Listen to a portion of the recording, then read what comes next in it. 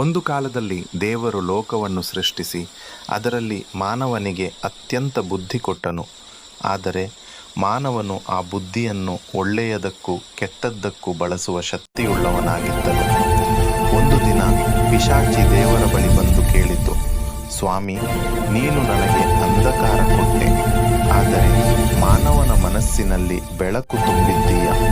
ನಾನು ಹೇಗೆ ಆತನನ್ನು ನನ್ನ ಕಡೆ ತಿರುಗಿಸಲಿ? ದೇವರು ನಗೆ ಮಾಡಿ ಹೇಳಿದರು, ನೀನು ಅವನಿಗೆ ಲಾಲಸೆ, ಅಹಂಕಾರ ಮತ್ತು ಸುಖದ ಮೋಹ ನೀಡು. ನಾನು ಅವನಿಗೆ ವಿವೇಕ, ಪ್ರೀತಿ ಮತ್ತು ದಯೆ ನೀಡಿದ್ದೇನೆ. ನೋಡೋಣ ಯಾರು ಗೆಲ್ಲುತ್ತಾರೆ. ಪಿಶಾಚಿ ಭೂಮಿಗೆ ಬಂದು ಮಾನವನ ಕಿವಿಯಲ್ಲಿ ಕುಸು ಮಾಡಿತು, ನೀನು ದೇವನಿಗಿಂತ ಶ್ರೇಷ್ಠ, ನಿನ್ನ ಬುದ್ಧಿಯಿಂದ ಲೋಕವನ್ನು ಆಳಬಹುದು. ಮಾನವ ಅದನ್ನು ನಂಬಿದನು.